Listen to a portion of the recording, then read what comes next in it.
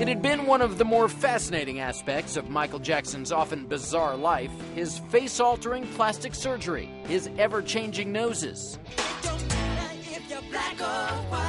and how the singer of a song called Black or White seemed to go from black to white before our very eyes. He just completely transformed. From his skin color to his hairline to the shape of his nose, he just became an entirely different looking man.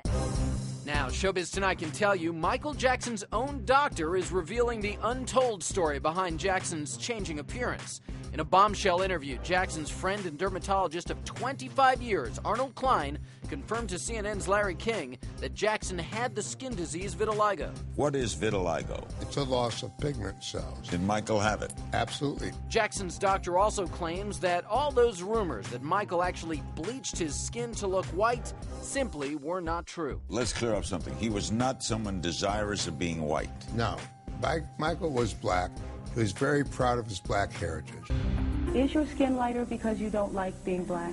Jackson tried to put those bleaching rumors to rest during a 1993 interview with Oprah Winfrey. This is the situation. I have a skin disorder that destroys the pigmentation of the skin. It's something that I cannot help, okay? But when people make up stories that I don't want to be who I am, it hurts me. Despite the fact that Michael told Oprah Winfrey he was suffering from this condition, many people just didn't believe it. It's most disconcerting, not in white people, but in black people, because you begin to look like a leopard. On Larry King Live, Jackson's doctor, Arnold Klein, said the disease started dotting Jackson's skin with white blotches, forcing him and Jackson to use creams to completely lighten the pop star's skin. The decision there was he would go light. Well, yeah, that's ultimately what the decision had to be, because there was too much vitiligo to deal with. Otherwise, he would have looked ridiculous. Well, you can't. He would have to wear heavy makeup on stage. It would be ridiculous, and he couldn't really go out in public without looking terribly peculiar. Did his color change a lot over the years? No, I mean, because once we got the color more uniform, it remained stable. And he had to also be extraordinarily careful with sun exposure, because there are a lot of things, and that's via the umbrellas all the time. Dr. Klein said that when he first began treating Jackson 25 years ago, the pop star was dealing with a variety of problems that affected his appearance. In addition to vitiligo, Klein said Jackson suffered from the autoimmune disease lupus. He had red butterfly rash, and he also had severe crusting you could see on the anterior portion of his scalp. Jackson continued to suffer from the serious burns he received while filming this 1984 Pepsi commercial.